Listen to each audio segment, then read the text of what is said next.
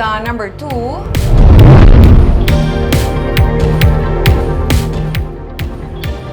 mall sa San Carlos City ang ginsulod sa kawatan. Mga sospek nag-agi sa tunnel. Kainas ang aga sa report sa San Carlos sa PNP nga gin-ransak ang Gaisano Mall sa Barangay Palampas sa San Carlos City.